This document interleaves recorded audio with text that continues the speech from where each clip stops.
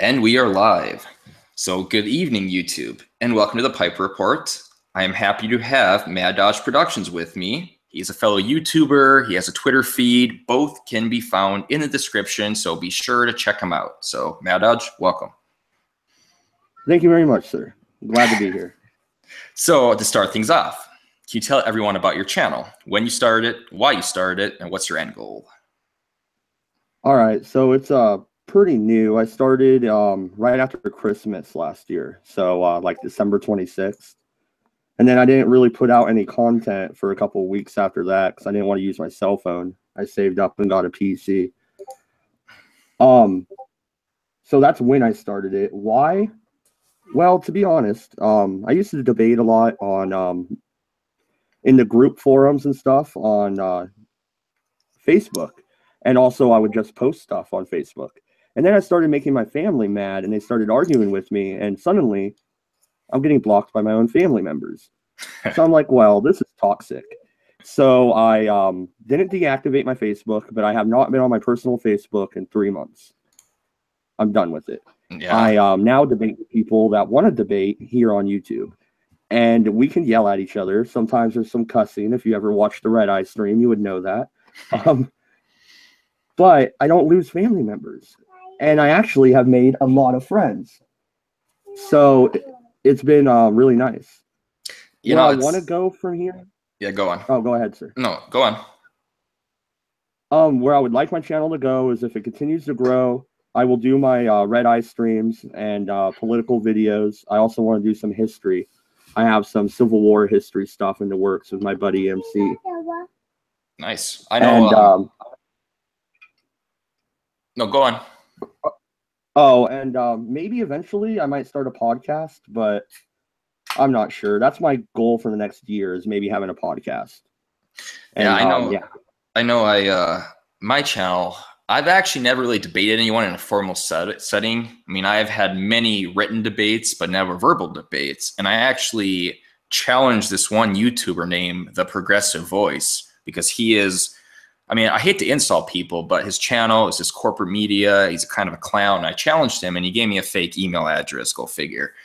But, you know, I think that is actually kind of key here is that it kind of brings up what you're talking about, how you actually lost some of your family members because you were debating all the time. And I think in this day and age with so much political hostility, I think it's important to actually have a debate and have an argument with somebody and an actual discussion, or else we're just going to continue to grow apart like we are now.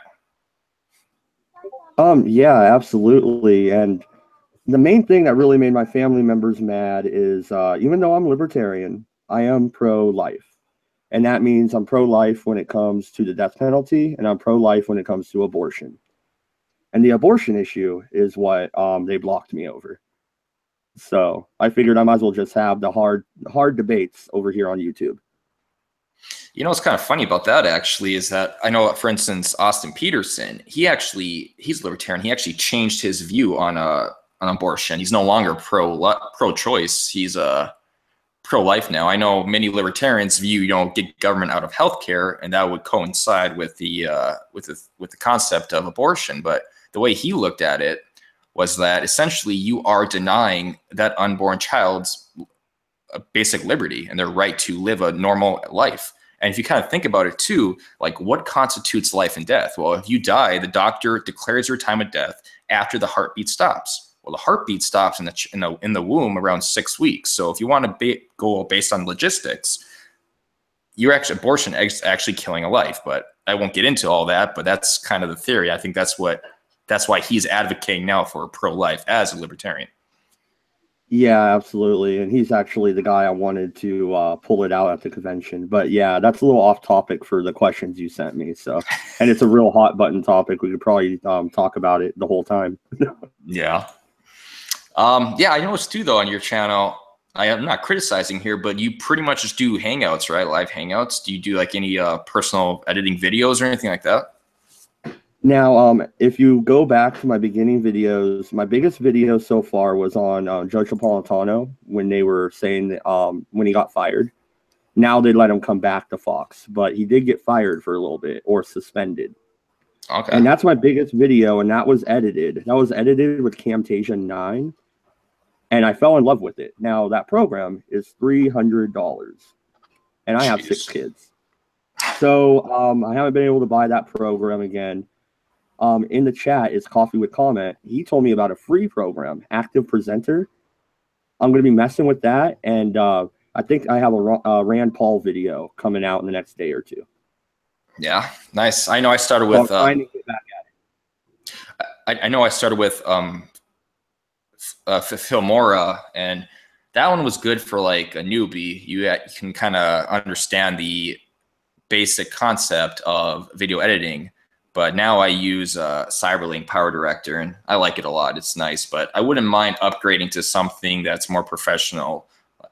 I heard, I don't know, I kind of heard hit or miss about not Windows Movie Maker, but I think Adobe, something with Adobe. Yeah, I haven't tried Adobe. They have a Creators Cloud, which with Photoshop and a video editing program and all that stuff, but I haven't tried it. I did have a free trial of Power Director, and what I like to do is I like to record my screen and go through the news story. And I tried to do that with it, and it just I hit record and then it hit stop on its own. So I don't know what was going on with that. It was kind of buggy.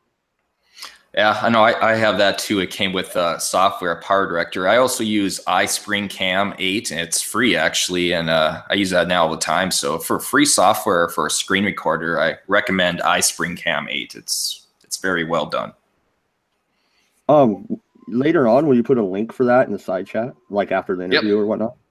Because right. yeah, I was gonna fiddle around with OBS and Active Presenter to try and make that next video. But if that works better than OBS Recorder, then I'll do that.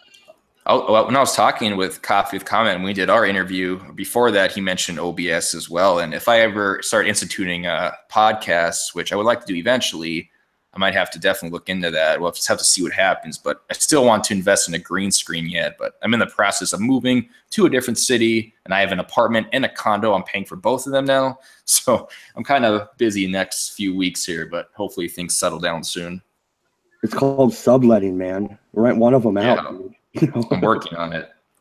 All right. But anyways, what is your... Now, I kind of hate giving labels out, but just kind of understand where we are. What is your political affiliation? Like, what are your political proclivities? Well, I usually call myself a classical liberal. The people I stream with call me an anarcho-capitalist, which I don't think I am. But now that the Libertarian Party is kind of splitting in half of it's going with Tom Woods and Jeff Deist and the Mises Institute, and half of it's going with Nicholas Sarwick and the Cato Institute. I don't know, man. Like, there's a civil war going on in the Libertarian Party right now. Yeah, that was actually my next question. I was going to ask you about that. Do you think, like, what's happening? Do you think it's dying? Do you think it's expanding? Yeah, I'm not... Oh. Continue, I guess. I think it's splitting in half, and there's, the big L party, as they call it, the Libertarian National Party, might be dissipating, man. Maybe somebody like Tom Woods or could start a new party. I mean, I don't think they can call it the Libertarian Party at that point, but it could have the same ideals.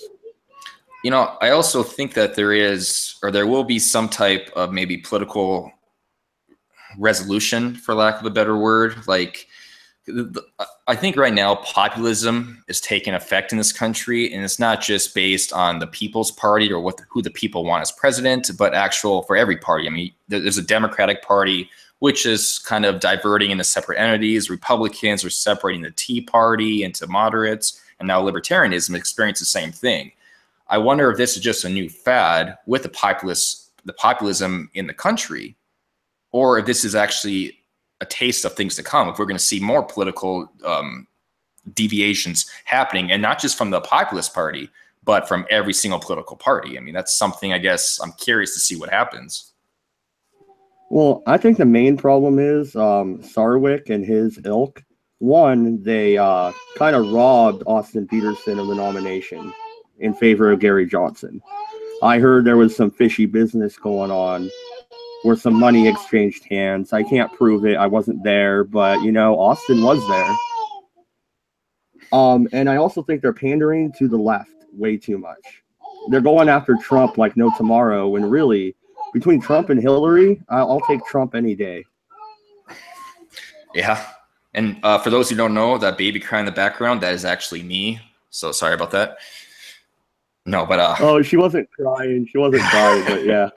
No, but anyways, what I was going to say here, I do find it interesting that, I mean, if you base it off of the demographics, the Libertarian Party is actually expanding. If you compare like 2012, they had, I think, a couple million votes. This year they had like 6 million votes. But I was kind of thinking about that a little bit when I was kind of contacting you regarding this, and I wonder if it's actually due to the growth of the Libertarian Party, or because of the dislike of the candidates like Trump and Hillary. I wonder if next election, if we're going to see the Libertarian Party continue to expand, or if we're going to see their numbers slowly decrease now that it's not Hillary versus Trump anymore.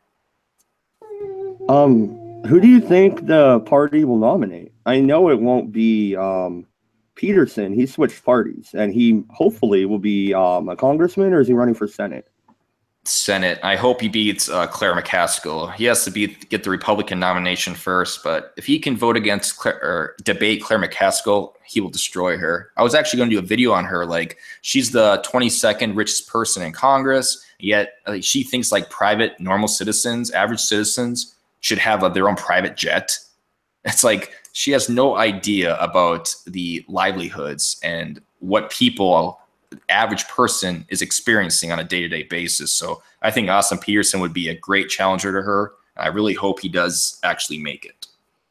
I would one-up her and say I think every private citizen should have a tank. Actually, that kind of brings me up to a different topic that is kind of random here, but what do you think about Trump removing, I think Obama did an executive order where he basically limited what the military could sell the police in terms of weapons. And I think Trump actually altered that. I think now the military could sell like tanks to the police force. Do you agree with that concept, that we should sell weapons, those types of weapons, to our police? No, I don't. Our citizens, yeah. And if you go out like that dude, okay, I know somebody in the chat, probably Coffee or Redbeard, are like, remember freaking LA or wherever the hell it was, that guy with the tank running over cars and he got stuck on the medium. Remember that like 15 years ago? No, but go on. Look it up, man. Like, it happened. Somebody stole a tank from the National Guard and they went on a rampage with it. And if just a normal guy has military equipment, what's going to happen is if the military decides, you know what, we're going to initiate martial law because, here's an example, Virgin Islands. They went door to door 3 days ago, confiscating weapons. That is a United States territory. They are covered under the United States Constitution. If they had enough weapons to tell the National Guard to go F themselves, then it would not have happened, would it? Yeah. That's kind of, that's actually kind of my thought as well. I kind of refer back to Thomas Jefferson. Liberty is when the government fears the people. I forgot the other part of the quote.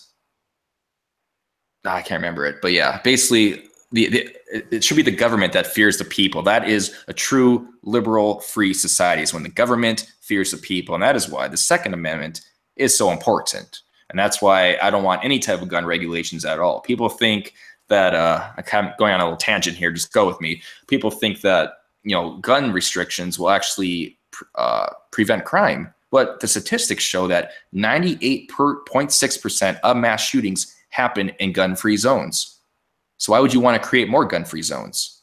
The answer isn't doing that. It's complete opposite. Yeah, absolutely. And Redbeard in the chat, hey man, I agree with you. If you open up sales from military surplus to everybody, including police departments, I'm okay with that. Yeah, I will agree with you there. And Captain Coalpile says, tyranny is when that's what it is. Tyranny is when the people fear the government. liberties when the government fears the people. And it seems like we are devolving. The country is devolving away from that mentality. I mean, that was what this country was founded on, the idea of liberty, freedom of speech, freedom of expression, just free enterprise in general. And now we are experiencing more government control, more government regulation of our lives in every possible sense, from healthcare to the economy. I mean, we have Keynesian economics happening now almost on a daily basis. I mean, we have to actually divert and regress. I hate saying the word regress because regressive is a bad word, but regress back to our founding principles. And this country can turn itself around. Yeah, that's why I don't consider myself an ANCAP. I don't want to burn the system down and create a new libertarian utopia. I want to go back to the Constitution, and then we can argue from there if we should go back to the Articles of Confederation, which I would probably argue for. But we can't have that argument until we're back to the Constitution. So let's take it one step at a time, guys. I think that's why a convention of states may have to kick it in the gear and get going. I think we have 12 states so far. We need 38 for them to actually create their own amendments to the Constitution. Yeah, but that's kind of scary. They went in not to change the Articles of Confederation. They went in there to improve it, and they scrapped it, and they created a whole new document illegally. It had to come back and be ratified by the states. The Constitutional Convention was not a constitutional convention. It was to fix the Articles of Confederation. And they just locked themselves up in Philadelphia and changed the whole darn thing. Well, wasn't the Articles of Confederation, though? Didn't that abuse the smaller states? So that's why they decided to reformat it and create the Constitution. Wasn't that has something to do with it? My impression was that it didn't give enough power to the federal government. It gave too much power to the states. So no state was paying the war debt off or paying their taxes up to the federal government. They were keeping it all localized. I'll have to go on. I might have to look into it again too. But that was my understanding when I read about it. No, you're probably right. I was just thinking, if I remember correctly, that it basically the smaller states were getting screwed. So then there was the Missouri Compromise, I think it was called, which basically was a catalyst for the Constitution. But my history could be a little off here. You are. The Missouri Compromise was in the 1840s or 50s. If it was in the 50s, it'd be early 50s, and it made Missouri a slave state. And it made Maine a union state. They kept the slavery issue. They kicked it down the road, and then the Civil War happened. Yeah, I'm way too into history. Go ahead and ask your next question before I go on. I'm probably thinking of either the Connecticut Compromise, maybe I'm thinking of, but anyways, yeah, screw it. So what are your thoughts on the welfare state and entitlements in general? All right.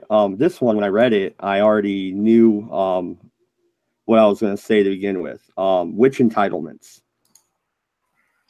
Basically, food stamps, welfare, Social Security, Medicare, Medicaid, et cetera, et cetera. Okay. See, there's a division there, though, because people paid into Social Security. You and I have paid into Social Security. So that is not really welfare. That is something that we paid into, and they stole the money and spent it on other stuff.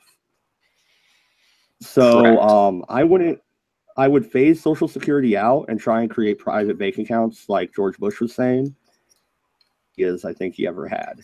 Well, that's okay. Let's go with that a little bit then. So what are your thoughts on, here's my suggestion. Essentially, you would have to grandfather everyone in who has already paid into Social Security, and then you put a cap on it. So starting from this date, no longer will these newborn babies have to pay into Social Security. You grandfather those in who are there, you pay them off, and then you get rid of Social Security in general. I can get behind that. I don't know if Congress or the Senate would, but I can agree with you with that. When it comes to welfare, go ahead. If you were going to expand upon that, go for it. I was going to say, in theory, that would make the most sense because I hate to say it, but Social Security is dying. There's no way we can properly sustain it. To do so, we have to keep on printing money, which just inflates our prices and devalues our dollar more and more. And sad thing is, though, that our congressional congressmen, congressional senator, congressional Republicans and Democrats, they are so dedicated to the special interests, and they know that they don't want to lose votes. They don't want to lose votes, so they have to keep on with this charade of Social Security and welfare. And I'm kind of circling back here to the Convention of States. That's why if we would actually institute a Convention of States, the very first thing I would support would be term limits on Congress to get them out of there. Oh, yeah. But you could do term limits with an amendment if you got enough people to back it. Yeah, but right now. And that's at least one. I don't know about anybody else. Exactly. But no, for mine, I actually did a video on this a while regarding welfare entitlements. And the thing with welfare is that it basically appeases laziness. Now, that may sound harsh, but the reason why we have been in poverty, essentially the same percent of people in poverty today as it was in the 1960s when LBJ did his New Deal, if you will. And it doesn't work. We know it doesn't work because welfare entitlements essentially allows you to not have to care about actually getting a decent education, about studying in school, about waiting till you're married to have children. And if we actually take that away from them, that might sound harsh, but if we actually take that away from them, you will see more incentive for people to want to actually have a decent, normal life, a life where they can sustain themselves. Let me play devil's advocate for a second, though. Would you reinstitute debtors' prisons then? Because all these people, if they lose their job and there's not any safety net at all, they're going to take out loans that they can't pay based on the income they were just making. And then they're going to owe the banks and go bankrupt. And then they'll find a crappy job and they'll repeat. So are you going to lock these people up in a debtor's prison like they did in the 1800s? I think you would have to probably weave it out. Yeah, I don't think you could just stop it like that. It's kind of a tough call on that. You would have, I mean, your point is valid. You just bring it up, you call these people off. A lot of them are going to be pissed. I mean, there'll probably be even more crimes at first because poverty and crime are kind of directly proportional. So that actually is a good point on that. You'd have to maybe phase it out over time a little bit, but then that brings back the problem we were discussing earlier. When you phase things out, it's not as easy to completely remove them because people still become accustomed to them. It's almost like you have to strictly cut it. So then people actually have to start afresh. But no, that's a good question, actually. Yeah, it's a good question. Yeah, in Redbeard, you're right. Responsible people don't do that stuff. I'm trying not to cuss. It's not my channel. I don't know the Piper Report's stance on cursing, so I'm trying not to cuss. But Redbeard, what are you gonna do? Because these people are going to do that. That's what happened when the whole payday loan scandal, in 2008 or whatever, maybe before that, where they were giving out these loans with sky high interest rates and everybody was grabbing them up and then nobody could pay. So then the loan companies ended up going under and nothing happened to the people that took the loans, really. All they have to do is go file for bankruptcy.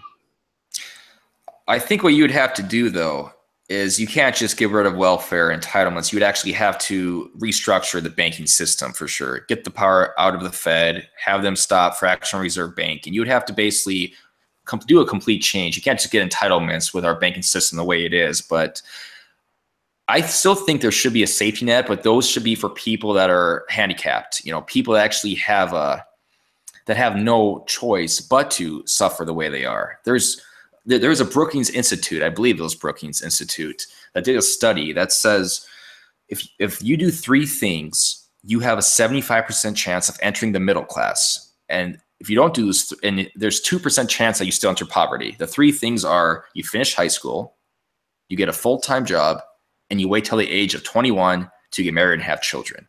If you can do those three things, you will actually most likely be in the middle class. I think that's the biggest part of poverty these days, is that it's from black families. And I'm not being racist about this, but the fact is that the male knocks up the woman. Instead of staying around with her, he leaves her. And then he goes and commits crimes, sometimes to help his family or sometimes just to do it in general. So then the woman is stuck with a child now by herself, and then she needs the government assistance. So I think you definitely would have to, I mean, if they can actually follow that, if they can actually follow those 3 rules, that would help them. Whole thing. Why would they want to follow those rules when they just get entitlements now? There's no point, there's no incentive for them to actually try to change their life. I think ending welfare and ending entitlements would give them that incentive back. Okay, full disclosure time. My son was born when I was 20. I am now 32. He was 12 years old. I had, he was taken at birth because of my ex. She had a prior case with DHS open. I got custody back of him in 6 months flat. Now, I did need help. I was on what they call TANF here in Oregon for a while. But I picked myself up and I got out of it. I got lucky. I landed a job and they taught me how to program for the CNC machine, which is now what I do. So there is an incentive. It's called It's Your Life. You don't want to just, you know how much you get for one child in the state of Oregon? You know how much rent is in Eugene, Oregon? $800 for a 1-bedroom. Okay, you can't even afford a place to live on welfare in Oregon unless you have multiple kids. Now, that being said, my ultimate way to fix it would be to stop with the federal government level. Kick it all back down to all 50 states. So what you're going to have happen is Texas, maybe Nevada, states like that are going to pretty much cut it off completely. And then states like California and Oregon are going to keep it. And then it's going to balance out because the states that keep it and they keep raising it up, they're like, whatever, you don't have to work. Here's $2,000 a month. And then they're going to have to fix it. So the easiest way to make entitlements go away would be to stop it at the federal level. No more federal tax dollars. The problem with that, though, is that entitlements already in welfare are unsustainable in terms of funding. So the state level, they're not going to be able to afford it themselves through their state taxes. They're going to have to borrow money from the federal government, aka the Federal Reserve. So until we can actually regulate the Federal Reserve or change the banking system, those states will still be able to receive the money to fund these programs. So I think that's kind of the big problem with that too. I mean, I'm a states person. I am for the 12th Amendment. I believe the states should have more power. I believe in federalism. But at the same time too, how can I say this? At the same time too, there has to be some oversight by the federal government that mixes things up a little bit. It changes things from the way they are, because as we can see now, welfare isn't working, entitlements aren't working, it's unsustainable. Everything, we are devolving into a society where our dollar is going to collapse eventually. And now, especially now with whole China backing their petrodollar by gold, the US is going to be losing a lot of its credit here. So it's just, I guess, jump in here a little bit, help me out here. I'm kind of going on a tangent. It's just, things are they're confusing right now. It's states that have legalized marijuana could pay for their welfare system if they took that tax money they are making and put it there. But they're not. They want to have a surplus. That way they have an excuse to spend more money on other stuff. And really, they don't have a surplus. They're taking federal dollars and their tax revenue from what the feds consider illegal. So they're having their cake and they're eating it too. I would put an end to that. Dollars, if you want legalized marijuana, which I am very in favor of, take your tax dollars from that and throw it into all your roads and throw it into your welfare system, your schools. Because Colorado made $1 billion or more on just marijuana in a year. Come on now. That's a lot of money. Yeah, I could see that. The problem with that, though, is can you actually, with pot, I mean, $1 billion is a lot, but can you actually afford the entitlements you want just by legalizing a drug, for instance? Is there actually enough funds for that to happen? I mean, what you said is essentially conjecture, unless there's actually studies that show how much you can afford with this and this, especially with our dollar devaluing every single day due to the Federal Reserve and global inflation of us subsidizing and monetizing foreign debt always, which still surprises me why we still do that. Isn't the goal eventually to not have it? So I would say good, they can't afford it. I mean, flat out, you got to budget more. You got to cut people off, and you got to lower food stamps, and you can't give out freaking recreational passes. I heard like some people I know freaking did it, and they were giving out passes for kids at $50 a pop to ride the bus for free and go to Splash. What the heck? This is federal tax dollars. I mean, there's a lot of programs that could be cut out. That circles things around. Then I'm going to play kind of devil's advocate here. Then if you're essentially saying that the states then should learn to budget, they should learn to eliminate and remove some entitlements. Why not just let the government do that themselves? Why can the government mandate what entitlements can be followed, since they're the ones that balance the federal budget? They're the ones that are in control of our current budget and financing system. Because they shouldn't be. The states should be in control of most of everything within their state borders. So if a state has a welfare program, they should be funding it. If a state has a school program, they should set the curriculum and fund it. The federal government never used to do this. It's a new thing within the last 150 years.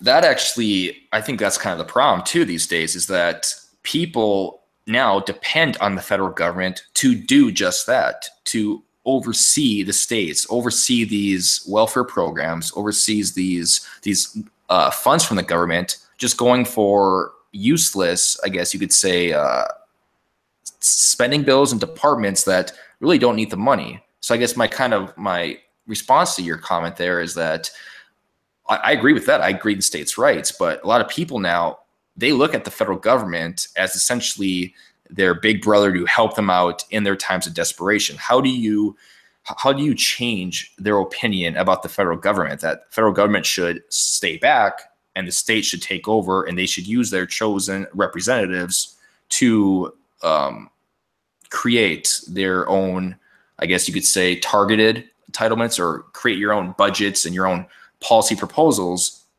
that state specifically needs? Well, don't the people change their opinion every 8 years anyway? I mean, really, all the freaking Democrats were pro-war with Obama in office. Now they're anti-war. Yeah. So, I mean, yeah, society changes. Like, I saw a meme one time. It was like some people coming out from underneath a bunch of rocks or out of a cave. And it's like, oh, this is where the anti-war liberals have been for 8 years. Like, they're back. You know, before I change topics here, I was going to say to you, I did a video in the past. I find it funny how progressives and those on the left now, they all of a sudden love the idea of federalism now, give states rights back. Before, during Obama, they didn't care. They let Obama do whatever he want using his phone and his pen. But now all of a sudden that Trump's in office, oh no, we have to stop. We have to give states their rights back. 12th Amendment, haha. Yeah, well, it's 10th Amendment. I wanted to correct you the first time, but I got to correct you this time. Yeah, go ahead. Go ahead. Feel free to. My history is a little off, I admit. But no, it's the pendulum swing, right? They like at one moment the Republicans are in office, they're like, woohoo, federal government. Yeah, you'll protect my guns. And then it swings back to the Democrats, and the Democrats are like, woohoo, federal government, you'll take away their guns and protect my marijuana. Like, these people don't get it. It's one party, guys. Like, really. They're doing this on purpose. All right, and change of topics here. What are your thoughts on the recent Comey revelations? Oh, that he wrote a memo exonerating Hillary before he even interviewed her? Yep, and 16 others. I think he should be arrested. That's breach of justice, or whatever they call it. Or at least conflict of interest. Like, he shouldn't have been, if he wasn't going to pursue it, he should have kicked it down to the next guy down, the assistant director of the FBI or whatever Yeah, but title he holds. That's Chad McCabe, and his wife donated to the DNC and supported Hillary Clinton. Okay, so third in command. I mean, we gotta Yeah, find right. somebody. No, I posted a video on my channel, I think a week ago or so, and it's a hearing that Comey was in, like I think a year ago about, and one of the questions by Congressman Ratcliffe asked him, "Did you make up your decision about Hillary Clinton's innocence or guilt before or after you interviewed her?" And he said, "After." Well, now we know he was under oath when he said that. Now we know that this is not true, that he actually already drafted his memo long before he interviewed her and 16 others. Now, here's the counter argument to that is that, yeah, but Comey may have drafted his memo, but he could have maybe drafted two different memos. He wasn't sure which one he's going to use. But I find that bullshit because, I mean, who does that, honestly? In my mind, he had his decision figured out long before the investigation was even getting going. Yeah, I think so also, but the who does that thing, I mean, I've never been the director of the FBI. I don't know what they do. Maybe they do that, you know? But wouldn't the other one leak out then to help support his argument, to help support him? Because right now people think that he is a shill for Hillary Clinton. So wouldn't it be better if that document, that memo leaked out to help reinforce his narrative? Absolutely. Yeah, absolutely. And I think Trump should probably press charges. I think he can. He could direct the attorney general to look into it, correct? Yeah. Sessions could look into it, but Trump can't make them press charges. But one thing I think is also important to note here, too, is that Comey's connections with the Clintons have been going on for a while here. First off, he was the one that investigated I think Pardongate with Bill Clinton. Eventually, he found it not guilty. His brother is Peter. His brother works for DLA Piper, which was the law firm that worked with the Clinton Foundation. Comey himself used to work for Lockheed Martin, which was a subsidiary of the Clinton Global Initiative. So it's hard for me to actually view him as an impartial director, an investigator, because just his past background, I think there's just too many ties with the Clintons for him to actually do an honest investigation that has integrity. Yeah, absolutely. I agree. And I'm just curious. I wonder if Glenn Beck did one of those chalkboard diagrams about this. Probably. You know, but it just kind of brings me up. You kind of mentioned this earlier too, and I'm kind of curious on your thoughts. Why don't you think, I guess people in the chat too, maybe you can answer this as well. Why don't you think Trump is directing his DOJ to investigate Comey, to investigate Hillary Clinton, all these emails? It seems like after the election, he basically completely just ignored Hillary Clinton and her alleged transgressions. Why did he all of a sudden change? Like, why doesn't he want to prosecute her anymore? Okay. Coffee with Comment and Red Beard. You're probably going to attack me in Discord after this interview, but here's my thoughts, Piper. I think it's because he's been friends with them all along, and he has been. There's pictures with them together. He donated to their foundation. He was a Democrat for 30 plus years. Yes, people can change their mind, but I've been a libertarian for about 10 years, and I don't see me changing my mind anytime soon. And that's 30 years he was a Democrat in New York, of all places. New flippin' York. All right. That's the center for, you know, backroom deals, handing off money, and I don't know, corruption.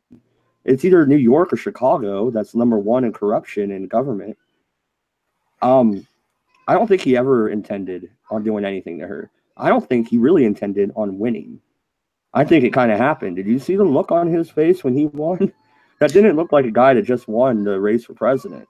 That was actually a pretty good look. A guy that signed his death. No, I don't know. That was a pretty good look. So you think then it has to do with his ties with friendship with the Clintons, or do you think there's another theory that he basically doesn't want an investigation into Hillary because it could possibly lead to some of his alleged illicit activities as well? I don't think he did anything wrong leading up to running for president. I don't think he's that stupid. His son and his son-in-law, maybe.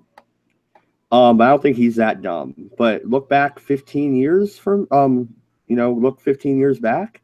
Yeah, I'm sure there's something. I'm sure he bribed somebody to build a casino in city.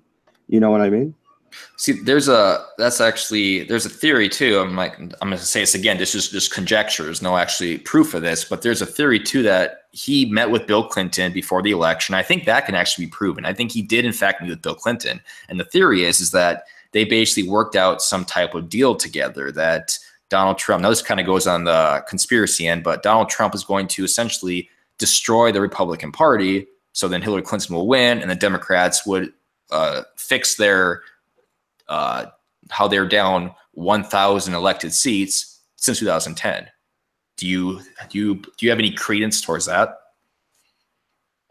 I actually haven't heard that theory. Other than I did hear something about him meeting with Bill Clinton, the ex-president. I haven't heard anything else about that, so I couldn't comment on that. Yeah, I would have to then agree with your kind of answer like that. I think, I hate to say it, but Trump did play politics during the election. He said what his crowd wanted to hear, and they wanted to hear him say, lock her up. But after he was elected, I don't think he had any intention of prosecuting her. But the thing is, I mean, the more she attacks him, the more she denigrates his campaign. I don't know. I mean, I can see Trump as getting annoyed and maybe eventually striking out against her, getting the investigation going again, or maybe do it just to support his base who have been calling for it for the last 2 years. Yeah, politically, it would probably be the right move to make. At this point, his back's against the wall. He has North Korea on one hand, Russia on the other, and the fake news just attacking him. So he's got to do something. He's got to pull a rabbit out of his hat. Unless these hurricanes are his rabbit, he didn't plan on them, okay? He didn't make them happen. But if he goes there and he shows solidarity with American people and he helps them rebuild, spending billions of dollars, but we'll leave that alone, it will help him politically, and it will get some of the cheap shots that are coming in to back off. Let's be honest about something. The hurricanes were caused by climate change and global warming. 100% guaranteed. Sorry, are we really going there? No. Oh God. Okay. Okay. I heard that. Like, oh my God. Like, who is this new Al Gore saying this crap? Seriously? Oh, okay, good. I was like, some libertarians really they really do fall in there and believe that. And I was like, no, not you. You joined the dark side. Yeah. And I saw Trump down in down in Houston during Harvey. And I was watching CNN and MSNBC during that because I wanted to see their reactions to that. And their response to it was like, so this is kind of nice of Donald Trump to do this, but this doesn't change the fact about blah, blah, blah, blah. And I hope this is a learning experience for him. I hope he can use this personality and this mentality to change his political decisions in the future. Like they were trying to turn it political that Donald Trump had one good day, but he's still a bad person. The only way for him to be a good person is to now completely change who he is and basically give the Democrats whatever they want. Yeah, that's not going to happen. I see Trump as a modern day Andrew Jackson. Maybe if he kills the bank, that is. Yeah, he won't. It makes me mad because during the campaign, he was against the Federal Reserve. He was for auditing it. He did not like Janet Yellen. Now, all of a sudden, though, he said Janet Yellen is a good person, some really very smart woman, and he's not pushing for the audit the Fed bill at all. So I'm kind of disappointed. That was my main thing. I was so happy when he said that we're going to audit the Fed. He called Janet Yellen, I think it was a bad name. He basically insulted her intelligence, and he kind of shied away after that, though. I want to know what reports he gets because he changes, like all these presidents, they change immediately after they take office. Like what is sitting on their desk that makes them change so drastically? Yeah. I heard a rumor. I think it was on the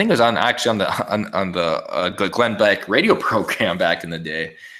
And I think Ronald Reagan, he was for ending the Fed. Now, again, this is what I heard. I don't know if it's true or not. He was for ending the Fed or at least cracking down on their power. And then while he's in office, his second year in office, I think it was, a couple people from the bank visited him. And after they talked with him, he completely changed his decision about the Federal Reserve. I wonder if that's true or not. And if so, I mean, I think it just further illustrates the type of power that they actually have in this political circus that we have. Yeah, and there is a deep state. That is the fact. Yeah. So whatever they show the incoming president must really have an effect. I mean, is it like, hey, the Secret Service actually works for us, do what we want, or you'll go out like JFK? I mean, what is it? I'm going to kill your freaking grandchildren and eat them? I mean, what do they tell these guys? That's actually a good prelude to our next topic here. What do you think Trump should do about North Korea? This is a hard one. My initial response was, and I did a stream about it, was we should just withdraw. But we can't. We can't do that. We can't let these guys have nuclear weapons and keep throwing them over Japan. See, that's where they violated the non-aggression principle. They threw a missile through Japanese airspace, and it splashed down about 50 miles off their coastline. So now my current stance is no American boots on the ground, but we use American air support and naval bombardment, and we let South Korea and Japan wipe them out. And we hope to God China does not get involved. Because if they do, we better have Russia on our side or hell's to pay. That decision, though, would lead to the deaths of about 6 million South Koreans in a matter of minutes, unless they could somehow completely eradicate every North Korean missile site and every North Korean basically army sergeant and every kind of, defense they have. There's no really way to completely dismantle the missile systems they have in North Korea. I mean, they're going to respond with a nuke, and their closest neighbor is going to be South Korea. You're going to kill 6 million people at least. So how do you justify that then? I can't. I hope that the artillery banks on our side of the DMZ are able to wipe out a lot of their artillery to begin with.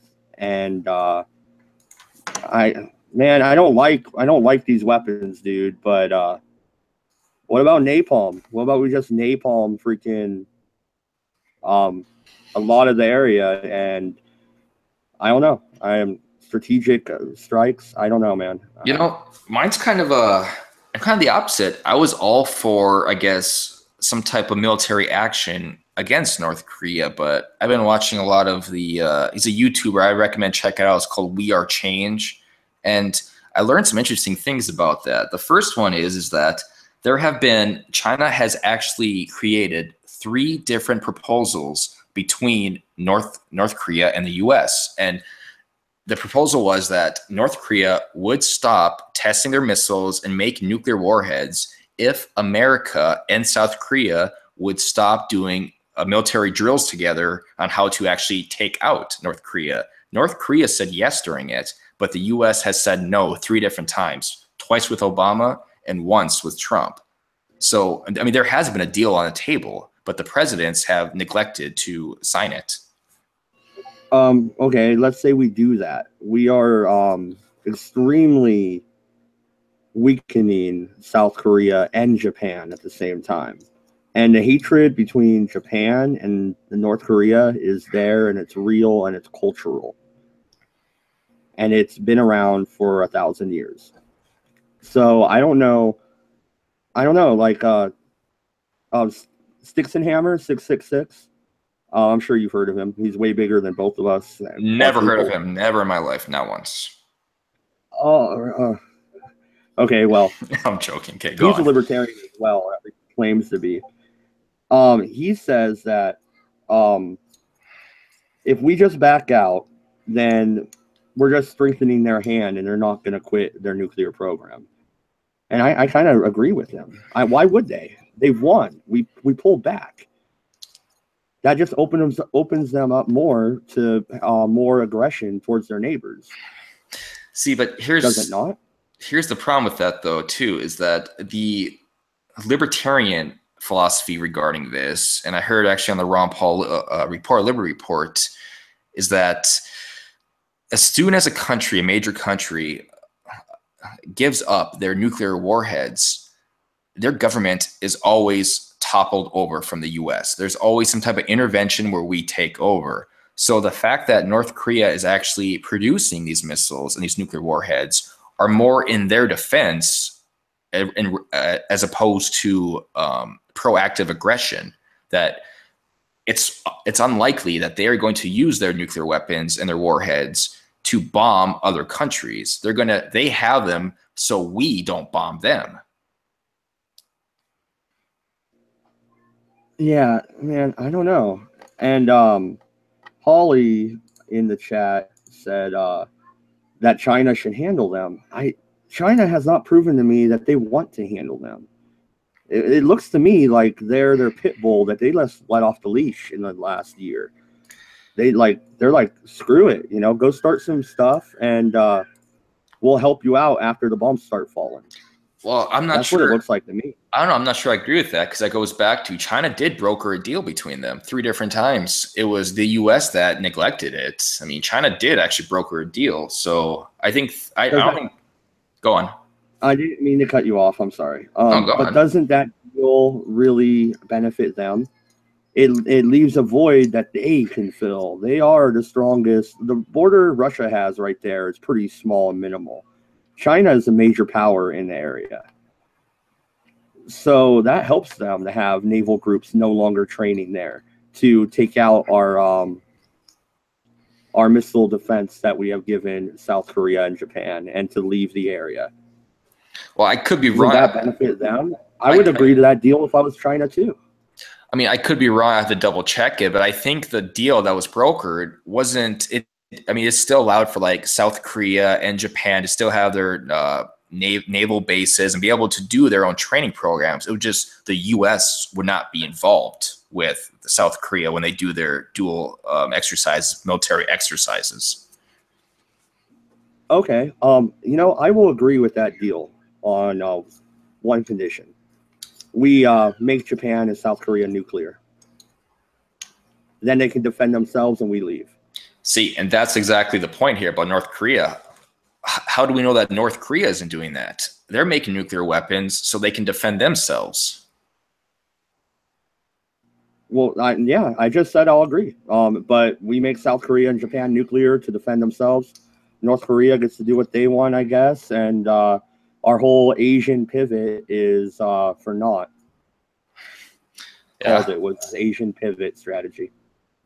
Yeah, I guess I'll just say my opinion is that I don't think the U.S. should proactively attack North Korea. I mean, I hate to say it, because if I'm wrong here, basically what that means is that North Korea, Kim Jong-un, decided to nuke South Korea, for example, and 6 million people have just died because the U.S. didn't do something. But I honestly don't think they will. I think North Korea is doing this for force. They're just trying to show the world that, you know what, we are a powerful nation. And if you try to mess with us, we will attack back. I think it's all for show. And I think that if the U.S. actually stays away from them and doesn't invade them or attack them, I don't think North Korea would do anything but just bluster some more. I can't agree with you. They already violated Japan airspace, which in my opinion violates non-aggression principle against Japan.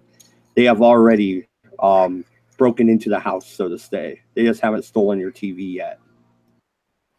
So then do you feel that it's only a matter of time before North Korea does attack another nation? And if so, what type of attack are you expecting? Do you think a nuke or just missile or what? Because whatever happens, as soon as North Korea attacks another nation, North Korea is wiped off the map.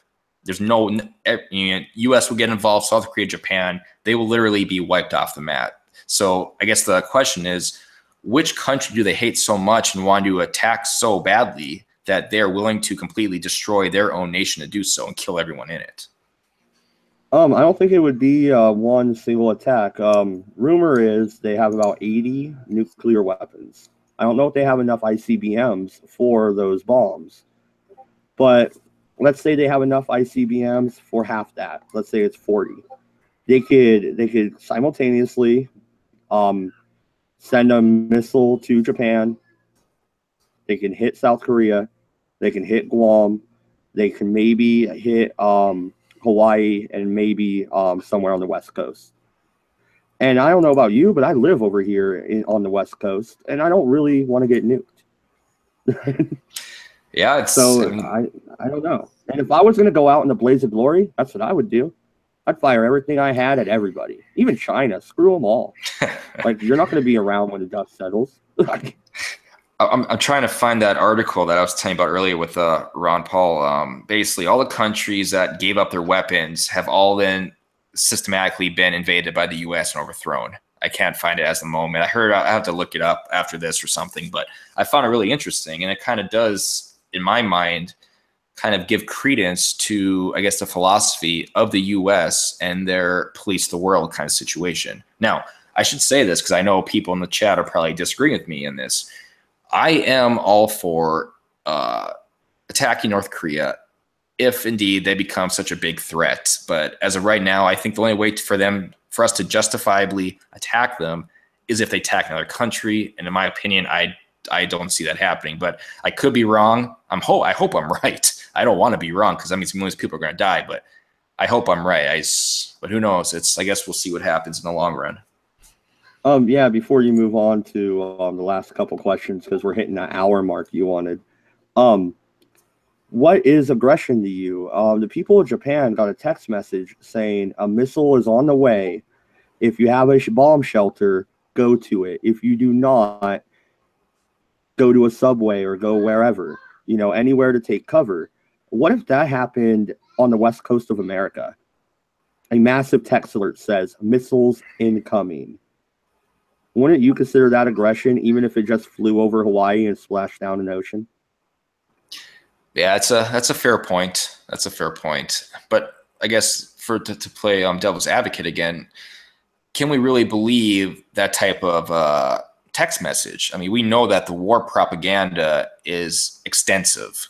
And we know that I did a video in the past, 27 admitted false flags. I mean, our government, British government, we have all used false flag attacks to justify war. So it's kind of hard to accept that threat as reality until proof is given. Likewise, I don't believe that Assad used chemical weapons, but we were told that he did, and it's a threat, so we justifiably bombed him. So at the same time, I mean, that is true. I mean, I guess to your question, if we could actually verify that they did send a missile our way, it was proven it wasn't propaganda, then yeah, I would consider it a threat. I admit I would consider it a threat, and that would definitely could be a prelude to war. And I agree with you on the chemical weapons 110%. I've argued that on my channel. I may do a lot of live streams, but there's a lot of debate in those live streams. Yeah. So then, but yeah, we can move on since we've hit that hour mark you were aiming for. So yeah, I got a couple more here, and then so then, do you agree with the Trump administration selling billions of dollars in weapons to South Korea and Japan? South Korea, Japan, yes. The people in the Middle East, these random non-governmental organizations, no. But to Japan and to South Korea, they are allies, yes. Just like I would agree to selling weapons to Great Britain. I forgot where I heard this from, but I'm thinking the same thing here, that it's almost like this is just propaganda to try to get more support for the war that will happen with North Korea eventually. I mean, basically, we're giving them more. It's almost like during Iraq, when we went to Iraq, we heard I forgot his name, but he went to the UN. He was a black dude, the Secretary of Defense, I think, Colin Powell. Paul went to the UN, and for like 2 hours, he talked about how we knew 100% that the Iraq had weapons of mass destruction, and during that time, all the media, left wing and right wing, were supporting military intervention, all this stuff, and it led to war. And if things now, when I see on the TV now, the left wing media and the right wing media are both basically proponents of war with North Korea. It's almost kind of like deja vu in a way, and a taste of things to come. It's almost like we are building the foundation and the reinforcement to justifiably attack North Korea. Would you agree with that? Yeah. I do see the build up, and it is deja vu all over again. But I just saw right before this interview on Twitter, we may have a savior, man. Jesus? And he goes by the name of Dennis Rodman. He wants yeah, yeah. He wants to go to North Korea and calm the tensions. In other words, he wants to go play basketball with Kim Jong Un. I say we send him and then we nuke him. How about that? I'm gonna kick you off my stream now. No, I'm kidding. All right. He's like, Americans love Dennis Rodman, and we're like, okay, Dennis, go ahead, and then we just attack. Who else was over there? I think there's one more. Oh, no, I was gonna say Seagal, but Seagal's in Russia. Steven Seagal. Him and Putin are great buddies now. Are you serious? The guy with the whole wasn't he in Rocky, right? No, that's Stallone. That's Stallone. Yeah, sorry. I was reading about Steven Seagal, and what he would do actually on set, he would go up and like kick people in the nuts just randomly. Like he would spit on them randomly. I guess he's a real prick to work with as an actor. So it's probably a good thing he's in Russia. I never liked his movies. He did do Cliffhanger and stuff like that. No, he didn't. No, that was Stallone. That was Stallone. That's what I really hate. That's why he keeps popping in my head. Seagal. What movie did he do? He was like kind of like a Chuck Norris in a way. He had like action movies, but they were smaller action movies. All right. Yeah, it doesn't even matter. Next question. Hold on, I'm kind of curious now what movies he did. I'm looking it up. There was one in 1994, On Deadly Ground. I think that was his most famous one, probably. Above the Law, Under Siege. Yeah. Under Siege was good. I remember that one. Alrighty, well, I guess the last question here, which is kind of ironic because Anna finally decided to join me for once, but she comes at the very end of the interview, so she's going to miss all the good stuff. What are your thoughts on Google's further crackdown of opposing viewpoints? I hate it. I really do. Ron Paul got demonetized, man. Forget about my channel. We cuss and stuff. But Ron Paul? The dude was a congressman. Are you kidding me? Yeah. I saw that Dave Rubin, his channel about him going off the grid, like for like a month, also got demonetized. And there's one video I saw too where it was from Styx. Styx did a video basically where a guy who does reviews on food, no less, was completely demonetized doing reviews on food. It's like, what is the structure? What is the reasons, or who gets demonetized? How do you decide who gets demonetized? What is the content that has to be transgression in essence? No, and you want to know what's really weird is I don't even think YouTube knows. So check it out. I looked on my channel one day and all of my videos were yellow. Literally all of them. And I was like, well, crap. Okay, my Judge Napolitano video is my best video. It has over 11,000 views. I put that in for review. Went back the next day. Everything is green again other than my Judge Napolitano video. I'm like, what? What are you guys doing? Complete opposite.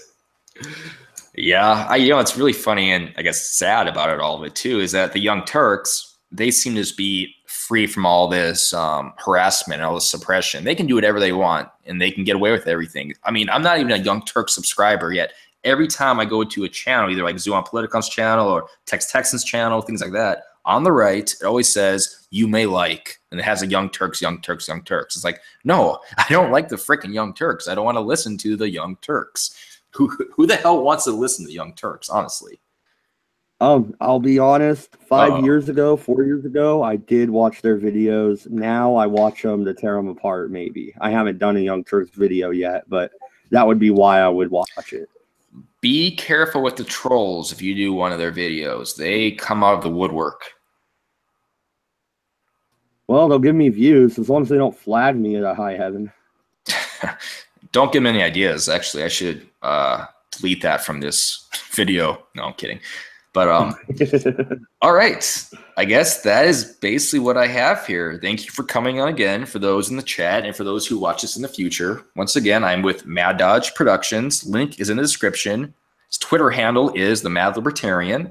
Again, link in the description. So thank you for coming on. It was a good talk. Yeah, thank you. Anytime, man. And if you ever stay up late at night and want to join the Red Eye stream, dude, you're always welcome. Sounds good. Until next time.